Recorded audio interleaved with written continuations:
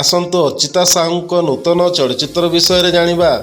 ଅର୍ଚ୍ଚିତାଙ୍କ ଅଭିନୀତ ପାଦେ ଆକାଶ ସିନେମା ହଲ୍ରେ ବହୁ ଦର୍ଶକଙ୍କୁ ଟାଣି ଆଣିଛି। ଦର୍ଶକମାନେ ପ୍ରଶଂସାରେ ପୋତି ପକାଇଛନ୍ତି। ଅର୍ଚ୍ଚିତା ସାହୁଙ୍କ ଅଭିନୀତ ପାଦେ ଆକାଶ ଡକ୍ଟର ଶ୍ରୁତି ମହାପାତ୍ରଙ୍କ ଜୀବନ ଏବଂ ସଂଘର୍ଷର ପ୍ରେରଣାଦାୟକ ଚିତ୍ରଣ ସହିତ ସାରା ଓଡ଼ିଶାରେ ହୃଦୟ ଜିତିବାରେ ଲାଗିଛି। ସୁଶାନ୍ତ ମଣିଙ୍କ ନିର୍ଦ୍ଦେଶିତ ଏହି ଚଳଚ୍ଚିତ୍ରଟି ଏପ୍ରିଲ 11 ତାରିଖରେ ଦର୍ଶକଙ୍କ ଘରେ ପ୍ରବେଶ କରିଥିଲା। ତରଙ୍ଗ ସିନେ ପ୍ରଡକ୍ସନ ଓଡ଼ିଆ ବାୟୋପିକ୍ ପାଦେ ଆକାଶ ଏପ୍ରିଲ 11 ତାରିଖରେ ମୁକ୍ତିଲାଭ କରିବା ପରେ ଦର୍ଶକମାନେ ଏହାର ଶକ୍ତିଶାଳୀ ବାର୍ତ୍ତା ଏବଂ ଭାବପ୍ରବଣ ଗଭୀରତାକୁ ପ୍ରଶଂସା କରି ଉତ୍ସାହୀ ଦର୍ଶକଙ୍କ ଭିଡ଼ ସୃଷ୍ଟି କରୁଛନ୍ତି।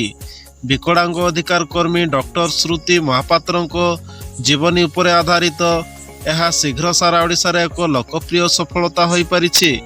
ପିଜେ ମୁଭିଜ୍ ଜଟଣୀର ବୀଣା ସିନେମା ହଲ୍ର ଭିଜୁଆଲ୍ସ ଭରପୁର ଥିଏଟର ଏବଂ ଦର୍ଶକମାନେ ଉପସ୍ଥିତ ଥିଲେ, ଯାହା ଫିଲ୍ମ ପାଇଁ ବିପୁଳ ପୁରସ୍କାର ଅର୍ଜନ କରିଥିଲା। ସୁଶାନ୍ତ ମଣିଙ୍କ ନିର୍ଦ୍ଦେଶିତ ଏବଂ ଲିଟିସା ମଙ୍ଗତପଣ୍ଡାଙ୍କ ପ୍ରଯୋଜିତ ପାଦେ ଆକାଶ ଡକ୍ଟର ମହାପାତ୍ରଙ୍କ ଜଣେ ପ୍ରତିଶ୍ରୁତିବଦ୍ଧ ପ୍ରଶାସନିକ ସେବା ଆଶାୟୀରୁ ଅନ୍ତର୍ଭୁକ୍ତି ପାଇଁ ଜଣେ ଆକ୍ରାନ୍ତ ପ୍ରବକ୍ତା ହେବା ପର୍ଯ୍ୟନ୍ତଙ୍କ ପ୍ରେରଣାଦାୟକ ଯାତ୍ରାର ବର୍ଣ୍ଣନା କରେ। 1987 ମସିହାରେ ଏକ ଦୁଃଖଦ ଦୁର୍ଘଟଣା ପରେ ତାଙ୍କ ଜୀବନର କାହାଣୀ ଏହି କାହାଣୀ ଉପରେ ଆଧାରିତ, ଯାହା ତାଙ୍କୁ ବେକରୁ ପକ୍ଷାଘାତ କରିଥିଲା। ସେତେବେଳେ ମହାପାତ୍ର ଭେଦଭାବ, ସାମାଜିକ କଳଙ୍କ ଏବଂ ବ୍ୟକ୍ତିଗତ କ୍ଷତି ସହିତ ଲଢ଼ିଥିଲେ।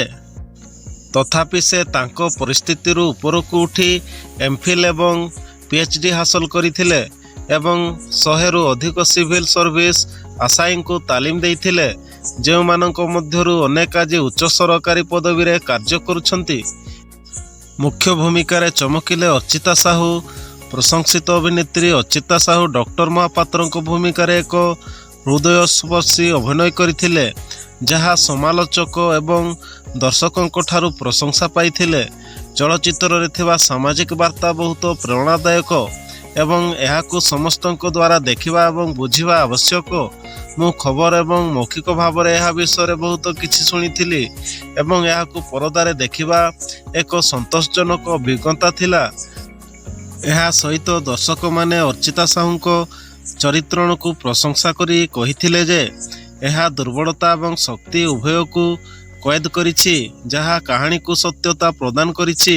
ଏହା ସହିତ ଅନେକ ସ୍କ୍ରିନରେ ତାଙ୍କର ଉପସ୍ଥିତି ପ୍ରଶଂସକମାନଙ୍କୁ ଖୁସି କରିଛି ଏବଂ ଚଳଚ୍ଚିତ୍ରର ଭାବପ୍ରବଣ ପ୍ରଭାବକୁ ଗଭୀର କରିଛି।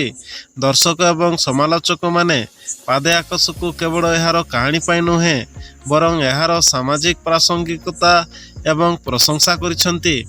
ଦର୍ଶକମାନେ କହିଛନ୍ତି ଯେ ଏହି ଚଳଚ୍ଚିତ୍ରଟି ଶିକ୍ଷାଗତ ଏବଂ ଭାବପ୍ରବଣ ଭାବରେ ହୃଦୟସ୍ପର୍ଶୀ ବଡ଼ ପରଦାରେ ବାସ୍ତବ ଜୀବନର କାହାଣୀର ଗୁରୁତ୍ୱକୁ ଉଜାଗର କରୁଛି। ଏହି ଚଳଚ୍ଚିତ୍ରଟି ଅତ୍ୟନ୍ତ ପ୍ରେରଣାଦାୟକ ଏବଂ ଅର୍ଚ୍ଚିତା ମ୍ୟାଡାମ ଚମତ୍କାର ଅଭିନୟ କରିଛନ୍ତି। ଯୁବପିଢ଼ିଙ୍କୁ ଆଶା ନ ହରାଇବା ପାଇଁ ଏହି ଚଳଚ୍ଚିତ୍ରର ବାର୍ତ୍ତା ବହୁତ ଦୃଢ଼ ଏବଂ ମର୍ମସ୍ପର୍ଶୀ।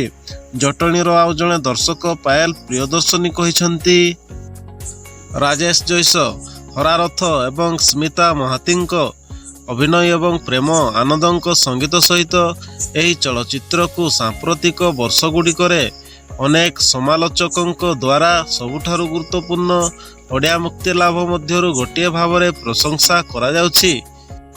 ଏହିପରି ଚଳଚ୍ଚିତ୍ର ବିଷୟରେ ଜାଣିବା ପାଇଁ ଭିଡ଼ିଓଟିକୁ ସବସ୍କ୍ରାଇବ୍ କରି ରଖନ୍ତୁ।